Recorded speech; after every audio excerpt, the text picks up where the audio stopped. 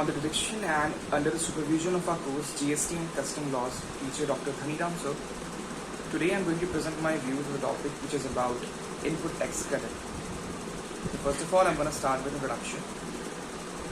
Input tax credit or ITC is a tax that a business pays on a purchase and that it can use to reduce its tax liability when it makes a sale. In other words, businesses can reduce their tax liability by claiming credit to the extent of GST paid on purchases. Now I'm moving on with it. How does ITC work? In this, I'm going to talk about its process, its mechanism and all. And for doing so, I'm taking a situation where there is one trader who sells a good to consumers and he collects GST based on the HSN of the goods sold and the place of destination. Now, let us assume that the MRP of the good is 1000 rupees and the rate of applicable GST is 18%, which comes around 18% of 1000 is 180. Now, this 180 rupees is borne by the consumer, therefore, he will pay a total of 1180 for the good, which includes a GST of 180 rupees. Now, if I am taking a situation where there is no ITC, so what would happen? The trader himself have to pay 180 rupees to the government. So what we conclude from this is that with the help of input tax credit or ITC, the trader can reduce the total tax that he will have to pay the government, and that is how it works, its mechanism. Now I'm moving on with, there are some conditions associated with the business who are claiming the ITC. As we know generally that businesses are the ones who can claim the ITC, but even for them there are certain conditions which has to be followed, and the conditions are: it has a GST compliant invoice, its supplier has uploaded the invoice to the GSTN, its supplier has paid GST to the government, returns have been filed, a business under composition scheme. And what is composition scheme? You can see that under composition scheme, small taxpayers can get rid of the formalities associated with the GST return amount. Rather, they can pay a fixed rate of turnover, and it is applicable for only those taxpayers whose turnover is less than rupees 1.5 crore. Now, a business under composition scheme cannot avail of the input tax credit. ITC cannot be claimed for personal use or for goods that are exempt. Now I'm talking about the indirect tax regime before GST. Before the implementation of GST, goods under the indirect tax regime in India were subject to tax both by the center and states, whereas services came exclusively under the ambit of the central government. As for the tax levied on goods, the central government collected taxes up to the manufacturing stage, while the state governments collected tax on both intrastate as well as interstate sector. Hence, central excise, customs and service tax were the three main components of indirect taxes for the central government, while value-added tax and central sales tax were major taxes for the state governments along with octroi, entertainment tax, etc. Now, if I'm saying that its impact on taxpayers. Now, if we take a situation that we are doing ITC but possibly it's going to impact on taxpayers. So, in this, such a complex tax structure resulted in a multiplicity of taxes and most importantly cascading of taxes. The cascading effect did not allow you to set off taxes paid on inputs against output tax payable on goods and services or vice versa. Moreover, taxes paid in one state were not available for set off against taxes payable in other states. Hence, GST was implemented to consolidate multiple indirect tax levies into a single tax, to allow setting of taxes throughout the value chain, that is to claim the input tax credit. Now if I'm going to talk about it, what is input tax credit? And this, I'm talking about its importance and how its relevance. In order to avoid the challenges of tax on tax, input tax credit mechanism was incorporated into GST system.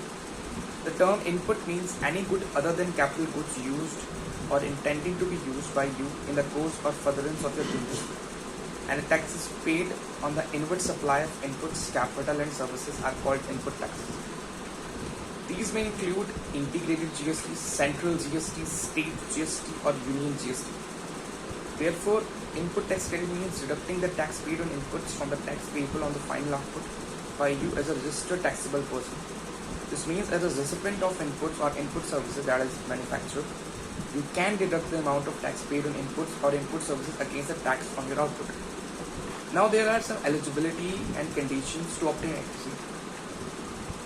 To become eligible for claiming ITC, Section 16 of the CGST Act lays down conditions, which I'm going to talk about, that you must meet a supplier of goods services. The conditions are, firstly, you must be registered under the GST law. Then you have the tax invoice or the debit note issued to you by the supplier of inputs or input services. You must receive the goods or services or both. Your input supplier must have paid government the GST charge in respect of such a supplier. As per Section 39, you should have filed the returns. In case you receive goods in lots or installments, you can claim ITC when the last lot is received. If you have claimed depreciation on the tax part of the cost of your capital goods, then you cannot avail ITC on the said tax component. You shall not be entitled to take ITC if the same is not claimed within the time limit. Now there are some documents requirement for claiming GST. As a registered taxable person, you can claim ITC on the basis of the following documents. Documents are, the first, an invoice issued by a supplier of goods or services, invoice issued by you as a recipient of goods and services supplied by an unregistered dealer. Such a supply comes under the reverse charge mechanism. This mechanism involves supplies made by an unregistered person to a registered person. Third is a debit note issued by a supplier in case a tax charged in an invoice is less than tax payable in respect of such a supplier. Fourth, a bill of entry or any similar document as required for an integrated tax on imports. Fifth, an invoice or credit note issued by an input service distributor as per the rules under GST. Sixth, a bill of supply issued by a dealer opting for composition scheme or an exporter or supplier of exempted goods. Now, there are certain situations where the input tax credit availed needs to be reversed. This happens for a situation where, first, fail to pay your supplier within 180 days from the date of issue of invoice by the supplier. Second, use goods and services for personal use. Third, utilize goods and services for producing exempt supplies. Fourth, make use of capital goods for personal use. Fifth, sell capital goods and plant and machinery. Sixth, switching from normal GST to composite levy.